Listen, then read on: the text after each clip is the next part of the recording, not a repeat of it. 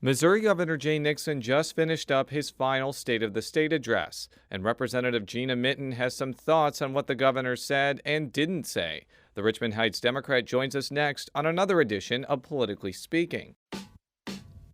9, 8, 7, 6, 5-ish. 4, 3, 2, 1.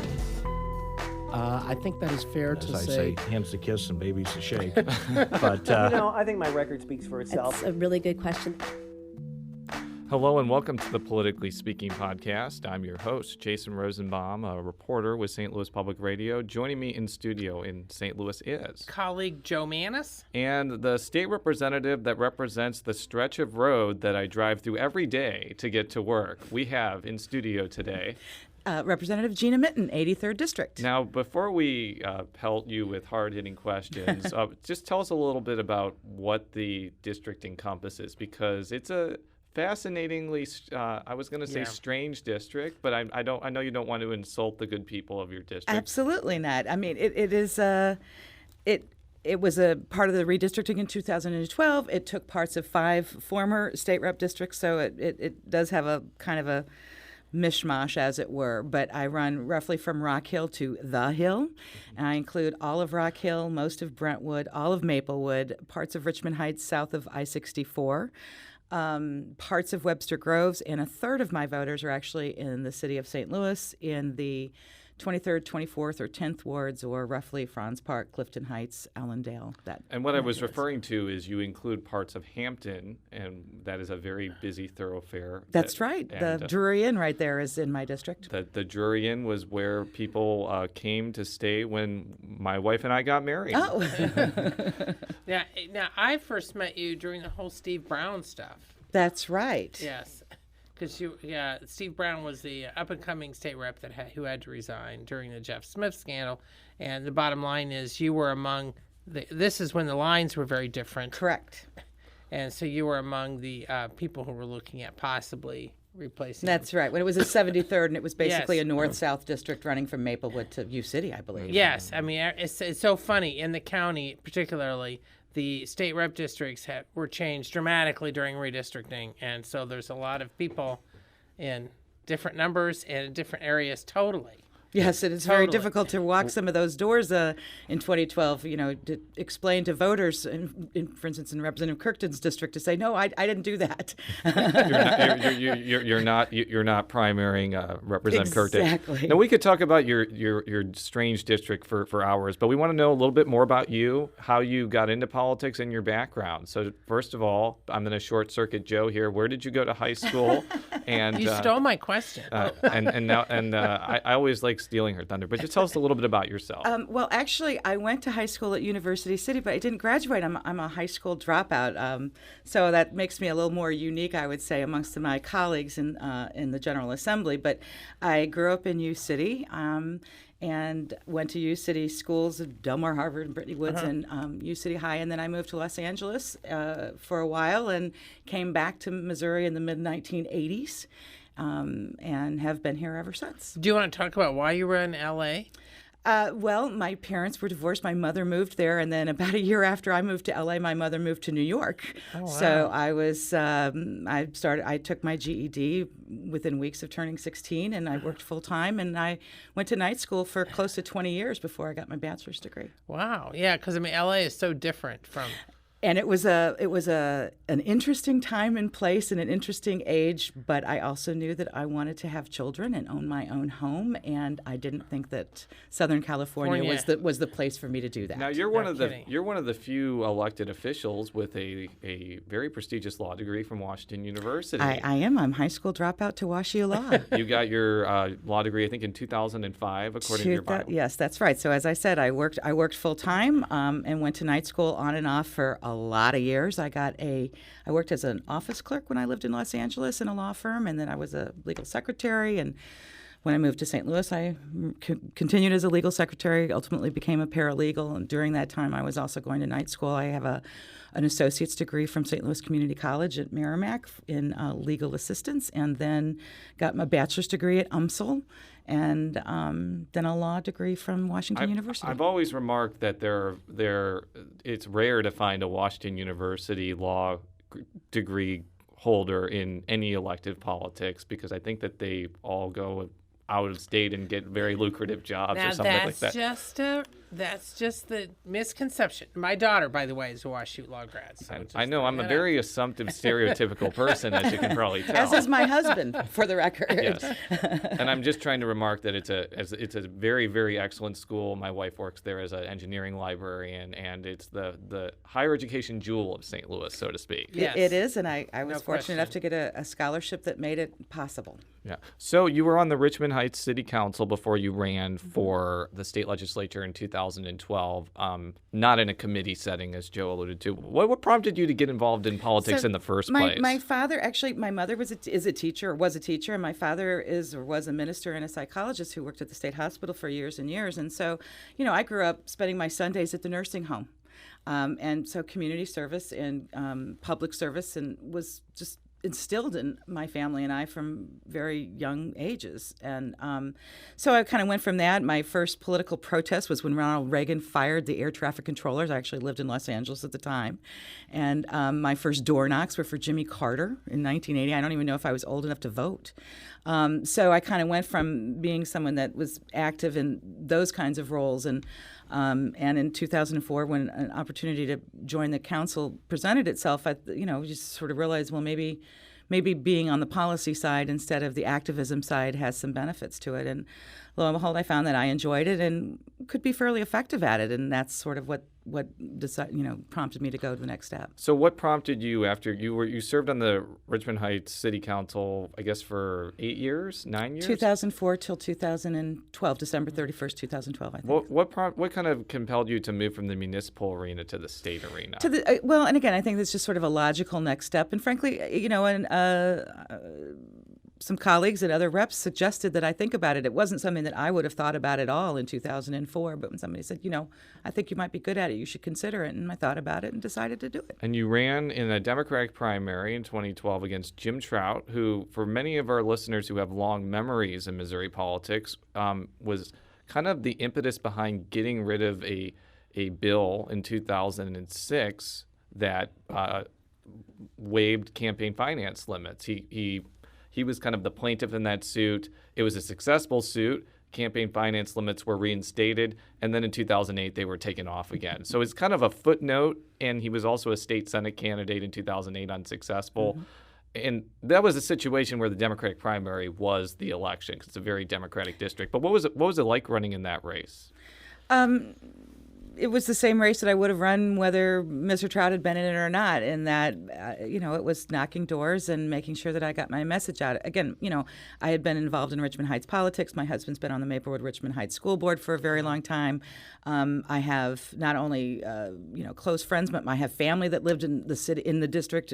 They're my sister's a constituent, which has its own problems, but who lives in the city of St. Louis, and a niece and a nephew going to St. Louis public schools. And so I had kind of roots in a large swath of the district, and it was just like any other campaign, just getting your message out and interacting with voters, finding out what they want in a representative. So now you're in Jeff City, back and forth, Mm-hmm. but the Democrats are this part of this beleaguered minority, and it was real obvious during the State of the State address that the governor gave earlier this week. You could see so clearly sitting in the press gallery in the House, here's the little Democratic group, here's the big Republican group. The Democratic group is practically the only one applauding anything. So it was pretty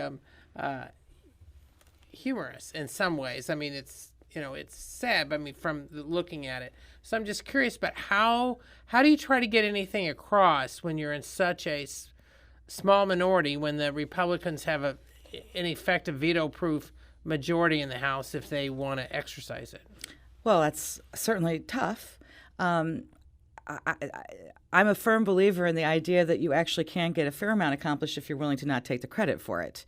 And there are things that Democrats and Republicans agree on, and there are certainly pieces of legislation that benefit all Missourians that maybe need a little dusting off or a little help. I mean, just last week I redrafted some language for a Republican colleague on a family law issue that, we agree on, and he'll carry the bill, obviously, but I've drafted it. So there are things that you can do and on the issues that on which you agree on, or that you can at least come to some compromise about. That's not true for everything, obviously. We're going to see that regularly last year. We're going to see it again this year. Right to Work's a great example of, you're just not everybody's going to agree on it. Do you think that's going to come up again, or do you think they're going to wait till 2017? I suspect that they'll wait until 2017, although there are certainly members of the other side of the aisle that really want to see it. They want to continue to push for that this year, and we'll see what their Republican leadership decides to do with that. I want to do a little bit of post-mortem on the state of the state, because Joe was there in Jefferson City. I was listening to the whole thing right over there for our public radio stations across the state. And one of the things that struck me as particularly notable was the amount of time and space the governor gave to issues kind of emanating from the Ferguson unrest. I'm going to play a clip right now that is actually the entirety of what the governor said on the issue. Here's what he had to say. Equal opportunity and social justice go hand in hand. One cannot exist without the other. We're upholding these principles and restoring trust through sweeping municipal court reforms and improved police training. Our Post Commission has put forward strong new rules to update and enhance Missouri's police training standards. We also need to update our use of force statute. Let's support our cops and the communities they serve. Let's get that done this year. Notice he did not say the word Ferguson. So there were a couple of things besides that were notable. Number one, he didn't mention the Ferguson Commission report, which the governor made a pretty big deal about, which had a lot of policy recommendations that need the General Assembly's approval. And as Joe mentioned, not only did he not say Ferguson, but many of the other issues like body cameras or independent prosecutors for police-involved killings weren't mentioned in the speech. The only thing that was mentioned was changing a use of force statute that's already unconstitutional and that already isn't really have any impact. So what was kind of your reaction to some of those realities of the speech, essentially? Well, look, as a Democrat from St. Louis County, I'm clearly, obviously it's disappointing. I think that those are real issues. I think that a lot of the points that came out of the Ferguson Commission are important issues that we need to be looking at. I also believe that there are ways to find some compromise across the aisle on some of these points. Not all of them, but certainly on some of them. And again, the use of force and the constitutionality. You're right. Although we had a bill last year and we couldn't get it across the finish line, so I think that I think that the governor is correct in still continuing to talk about the fact that needs to be addressed, and it does need to be addressed. And for whatever reason, we were unable to do that last year. Well, to be fair, I think that the governor. I interviewed him several weeks ago, looking at his 7 years and all this, and he actually talked about Ferguson more in depth, and he did talk about the commission and some of the other things. I suspect, I could be wrong, that one of the reasons he didn't use the name and he sort of condensed it was his audience. I think he felt that most of the, particularly out-state legislators, the Republicans, they're not really focused on it. It's not a big thing for them. And for whatever reason, I think he decided just not to spend the time talking about it.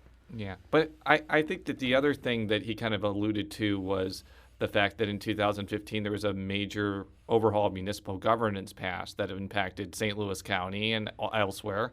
I think now they're trying to add non-traffic fine violations to the mix. You're a former municipal official. I know that Richmond Heights didn't have a high percentage compared to some other cities, but what's kind of your take on efforts to kind of expand that 2015 bill to include non-traffic violations? Well, I think that some of us recognize that with Senate Bill 5 that this was going that in some municipalities this is going to be a consequence.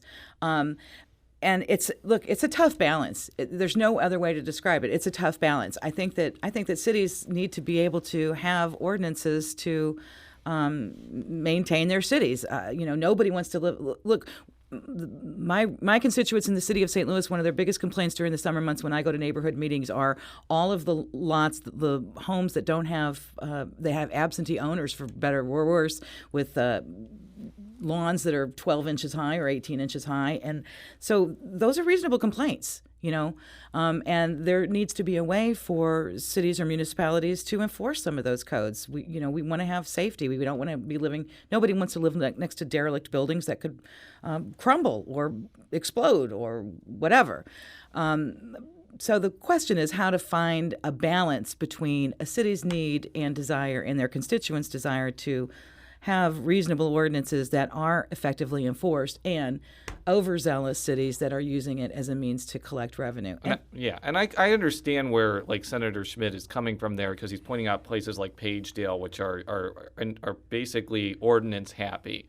And I could understand how that could be a problem and could be really uncomfortable for people. But it seems like the remedy there, if a city is basically fining residents for silly reasons, is the residents could organize, kick everybody off the council, and put new people in there that repeal the ordinances. This seems like, I think basically the bill is essentially restricting the amount of non-traffic fine revenue that cities could keep and would have to give back to the state.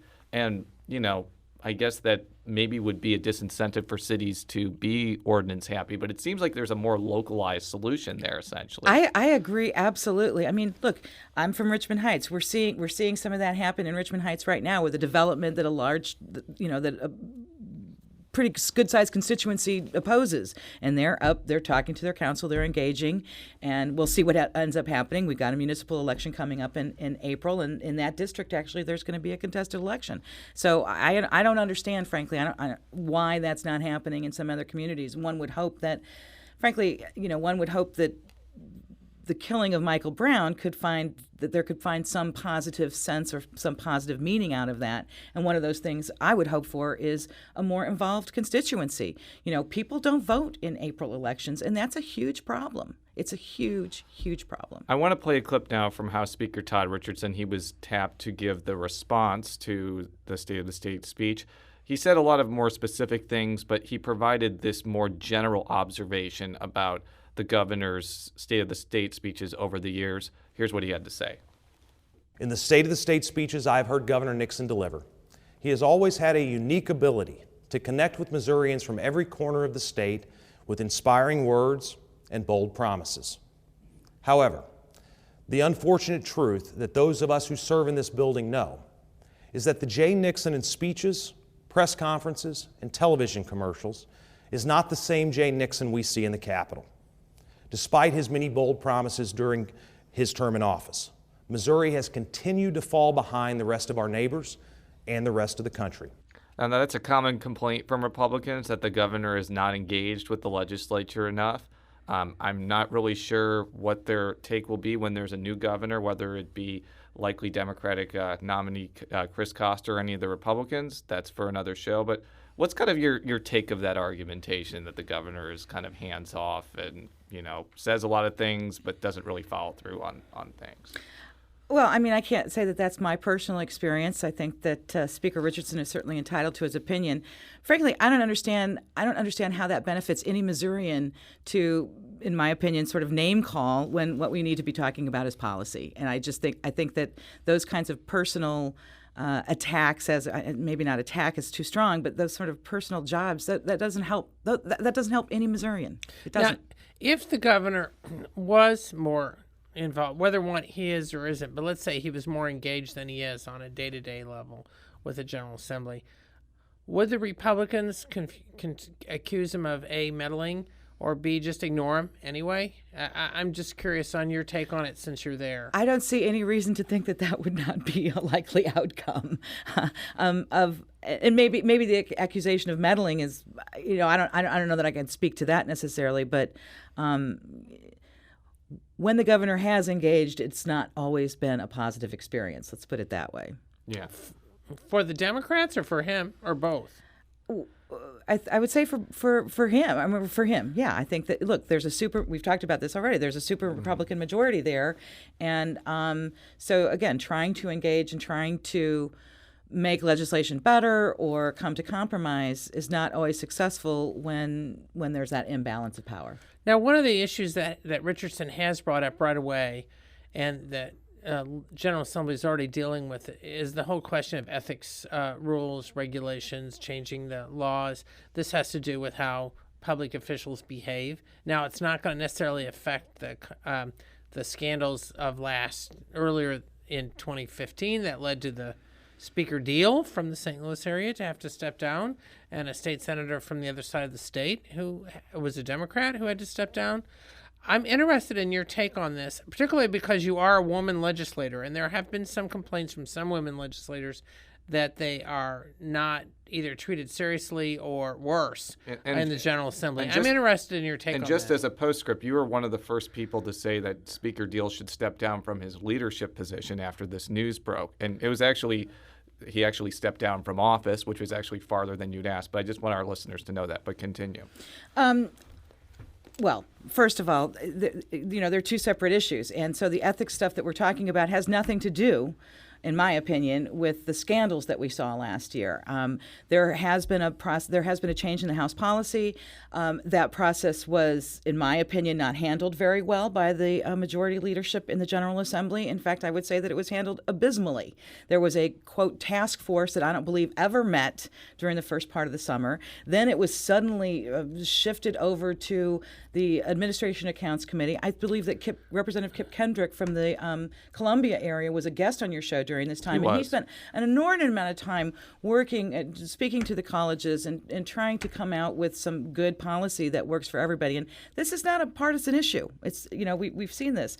And instead of incorporating those suggestions, instead of really engaging the community and the public, the Administration Accounts Committee holds a hearing where they get testimony, including testimony from interns who have some serious complaints as far as I'm concerned, and then they vote out a policy without making any changes based upon the recommendations of the testimony. I mean, that to me is a sham hearing. It really is.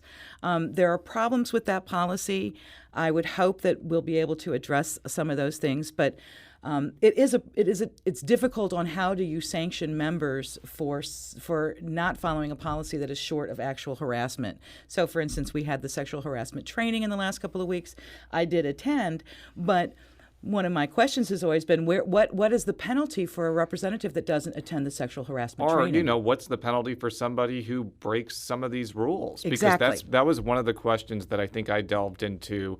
Joe Marshall Griffin and I all delved into this issue, and one of the big questions is if there's a legislator who's either harassing another member or a staffer or just inappropriate. I mean, obviously there's indirect pressure for that person to step down, but what is kind of the official sanction if they don't want to step down, essentially? There is a process. I actually there is a Democrat that's the co-chair of the ethics committee. There is an ethics committee that really deals with member misconduct, and I am the Democratic co-chair of that committee, which has never had to meet. And I think generally the idea is that when this happens, a member would resign rather than have to go through that ethics process.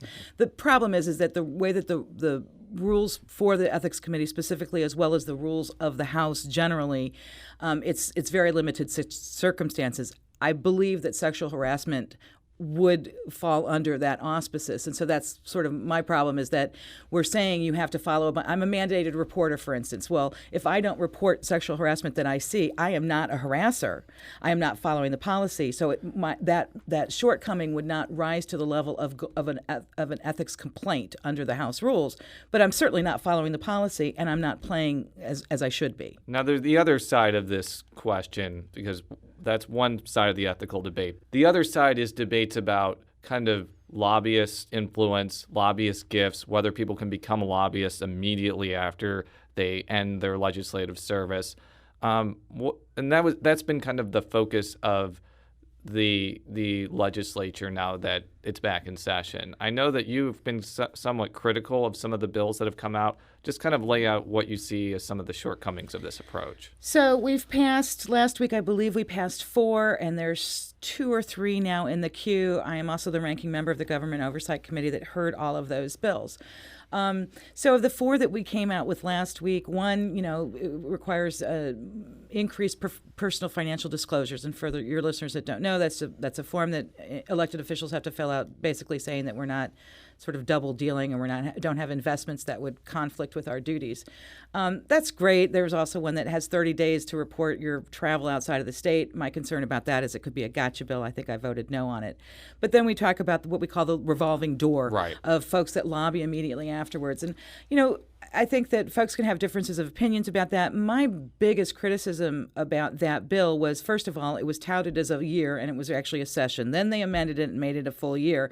My second criticism, and this did get amended as well, is that I think that we need to treat folks that leave public service for lobbying differently if they fill out their term versus they resign early. And we've seen these early resignations a lot more recently. Yes. I mean, Noel Torpy resigned, I want to say, within a month of him being elected in 2014.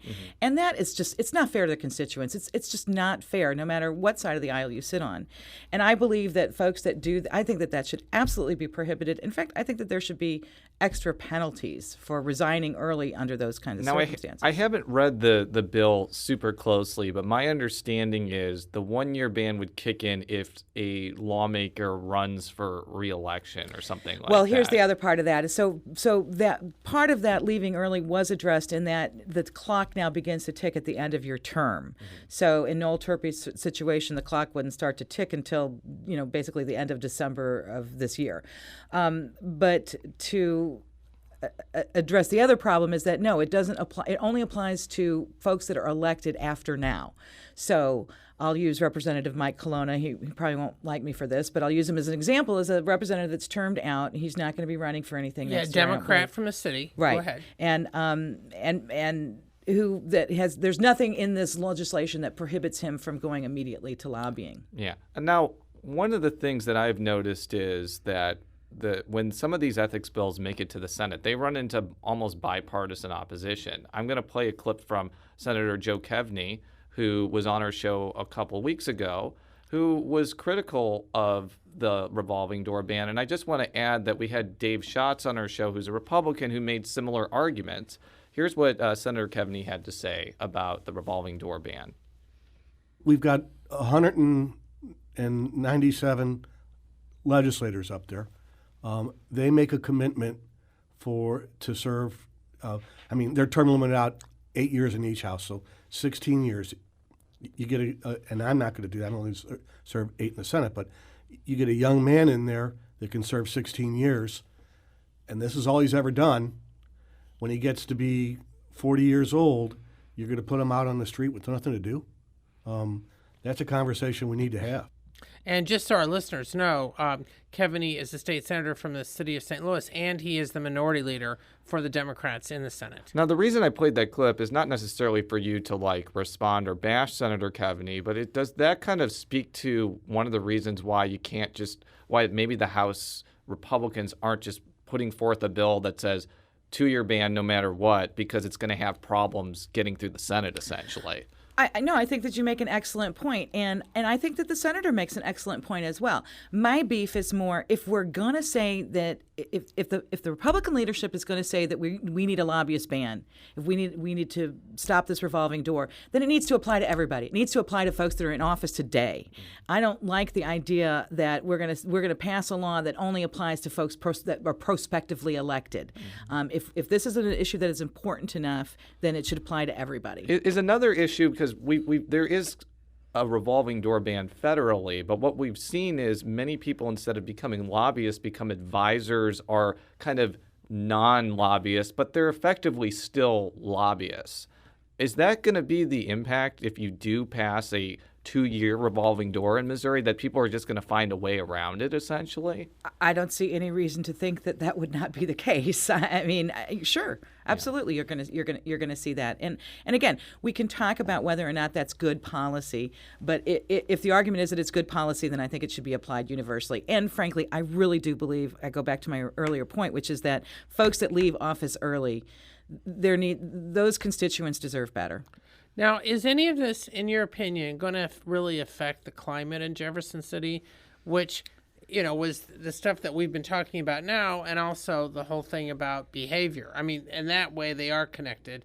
And there's the cold climate. Just so our listeners know, the night of the state address, there was at least 3 major receptions that legislators could attend that were put up, that were held by various groups, the Realtors for one, Missouri Chamber for the other, so they could basically be wined and dined before they then came back to listen to the governor. I'm not saying there's anything wrong with that, but my point is that there is this whole somewhat of a party atmosphere, and where that some have criticized, some have not. I'm just interested in whether you think any of this that we've been discussing is going to affect any of that. Frankly, I don't think so. I mean, we did pass out a committee this week, and we'll be hearing it on the floor next week, I believe, a lobbyist gift ban, and we sort of tortured that one. There's a lot of language in it that I didn't agree with, but it will still, all of those receptions that you spoke of would still be happening under this proposed new law. So if Representative Alferman's bill that we heard in government oversight last week becomes law, those invitations to the entire General Assembly and those receptions would still occur. And I don't know that when we talk about the culture and the behavior, I believe that Representative Salone from Kansas City area has filed a bill about no alcohol in the Capitol. And, I think that is drinking a problem? Yeah. But can we legislate everything? I don't know that we can. Isn't it just part of the legislator's responsibility? Maybe if you don't like the fact that people are taking lobbyist gifts, don't take them. If you don't like the fact that there's drinking in the Capitol, don't drink. Right. And then going back to the sexual harassment thing, it seems like it's the lawmakers' responsibility, especially the male lawmakers, to not treat women with disrespect as they've been doing. Where's the personal responsibility here, basically? I think that's exactly the point, and I think that I know that my constituents feel very strongly about a lot of this. I do not have personally an all-out ban on lobbyist gifts, but I think I'm number 130. It's not a lot. I think, frankly, look. Jay Barnes from Cole County and I don't agree on a lot of things, but I think that one thing we do agree on, and he's the chair of the committees that have been hearing these ethics bills, is that these ethics reforms need to help ensure the public trust. They need to create transparency, and they need to avoid what we call gotchas. In other words, we're human. We're lawmakers, but we are human. And I think that the bills that we've put forward don't necessarily fill all of those requirements. I would much rather see a lobbyist bill that says you can't accept more than X dollars. Make it $200. I don't care. We can talk about the nominal cup of coffee. That can be a problem. But why not just say there's a dollar limit, that's what it's going to be, you can't go over it. Then we're not fighting over whether or not a lobbyist can send you a plant if you have a child or somebody in your family dies, which just gets into the minutia too much, and we're not worried about sort of what we call the gotcha moments where somebody doesn't report something or is worried about something just by simple human error. Now, one of the things that's interested me, because I've been looking into some of this, is just give you an example. Legislators and the lobbyists are supposed to be reporting monthly whatever gifts. Okay, December, for example. So there's the December stuff. The reports are due in early January. Okay, so the reports are filed in early January. However, the reports are then presented to the legislator, who has several weeks to either say, yes, I did get this gift, or no, I didn't, or yes, I did take that cup of coffee. So it's February before the December gifts are even ever made public. My point being is that even maybe I was naive, but I had no idea that the legislators actually can strike off things in these reports. So, in theory, some legislators might, I'm not going to accuse anybody of any wrongdoing, but they could be striking off stuff because they don't want to look like there's too much or whatever. That just struck me that the legislators have veto power, basically, over what's reported on their own gifts. I thought, though, that those ultimately would say amended, and yeah, I get your point. But here's a good reason why. Is, for instance, I'm trying to think of a good example. The freshman tour. I think that there was a stop at a company in Kansas City, and that company put out a spread of, I don't know, chips and sodas. Okay, nothing fancy, no steaks, no lobster. Okay, no alcohol even. And that got reported to everybody that was on those buses for, I don't know, $15. That stop was right after lunch. I don't think anybody drank a soda or took a chip, and everybody got hit for that. So that's one issue time where it's not necessarily, where it might not be fair. Another instance is that you could go out to dinner and the lobbyist pays for it, and maybe it's a group of people, I don't know, and you want to pay the lobbyist back. That you intended to pay for it at the time and you forgot. I mean, that can sometimes happen. And I think there are occasions too when like a lawmaker may have a lobbyist pay if a school trip is coming, they want to buy them pizzas and it's expensive. It's like $200, but that's not necessarily benefiting them. It's benefiting the kids that are going there. And that happens a lot. Yeah. So it's sometimes these things are less than meet the eye. In the last few minutes that we have, we just kind of want to get your take on like what other big issues you think are going to come down the pike in the next few months in the General Assembly. Well, we saw that there's a tort reform bill, I think, that's coming out of the Senate that'll be heading over to the House. We heard the Republican response to the State of the State address, and so I guess that, I'm probably more focused on what's not coming down, which would be Medicaid expansion, Missouri Non-Discrimination Act, and frankly, the Ferguson stuff that we spoke about earlier. There are bills that are filed, and let's hope that we can get some hearings on that. I think that what we are going to see instead, though, are things like another healthy debate about tort reform. We already saw voter ID got passed out of the House this week, and it's headed to the Senate. Yeah, I was going to ask you about that. How are the Democrats going to approach the whole photo ID bill, and since it has gotten, and now it's already going to the Senate? Well, I can say that the irony was not lost on the Democratic caucus, and I don't believe on the press as well. That two things. First of all, that we were fighting about disenfranchising voters in the week that we're celebrating Martin Luther King Jr., and that we're also talking about photographic ID at a time when the state of Missouri doesn't even have an ID that would get us on an airplane. We're talking about real ID. We've written about that. Look it up, but continue. Yeah. So I mean, to me, the irony is not lost on the fact that Republicans aren't interested in complying with Real ID, a federal law that was proposed by the 9/11 Commission and signed into law by President George W. Bush in order to create safety for all kinds of things, including flying on airplanes, which, for the record, is not a constitutional right, and at the same time believes that the photo IDs that our state is doing, which do not comply with federal law, is perfectly fine to disenfranchise somebody from exercising a right to vote, which is a constitutional right. Do you think that the Republicans are pushing voter ID especially hard because there's an open Secretary of State race and they want to put it on the ballot maybe to help the Republican nominee? A lot of that can be sort of inside baseball. I think that it's an issue that is a national issue for the Republican Party. So I don't think that the state of Missouri and the specifics of this election cycle are unique, and the fact that it's been going on for 9 years. I feel like this is year 10 of me covering Missouri politics. I think I've covered it every other year since then. It's the issue that never goes away, essentially. Now, besides being a legislator, you've also been pretty active in area Democratic politics. I'm just interested in your take in general on the fact that the Democrats seem to have had trouble getting a statewide ticket together, other than Koster and Secretary of State Kander, who's now running for the U.S. Senate. It seems like, for the most part, now granted, former Congressman Russ Carnahan recently announced he's going to run for lieutenant governor. But I'm just interested in your take on how organized are the Democrats going into 2016, and have any general sense if you guys are going to be able to either chip away at those veto-proof majorities or have a strong statewide ticket. I'm just interested in your take. Well, again, I think that Attorney General Koster, as our sort of presumptive nominee at the top of the ticket, will be helpful. Do I wish that we had a stronger lineup on the statewide? Yes. Do I think that we will have some other candidates come up? Probably. We're going to have a primary, it looks like, in the Attorney General race, and that's a little bit troublesome to me as a Democrat. I would obviously prefer not to have that happen.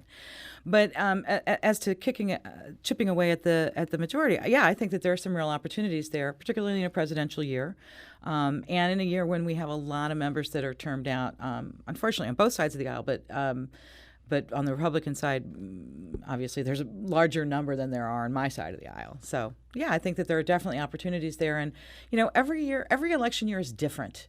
You guys know that, and so it's hard to tell. It's hard to predict what the turnout's going to be. We're seeing a Democratic primary for president that I think that a year ago no one would have expected. So we'll see what happens. We will have to see. Maybe it'll be Bernie Sanders versus Donald Trump, but maybe it will not be. We can't predict the future on the Politically Speaking podcast. Thank you so much for coming and talking with us today. Thank you. It was my pleasure. And all of our stories are stlpublicradio.org. You can follow me on Twitter at @Rosenbaum. You can follow Joe on Twitter at Mannies. That's JMANNIES. And how would we follow you on Twitter? GC Mitts at GC Mitts. We will be back next time. Until then, so long.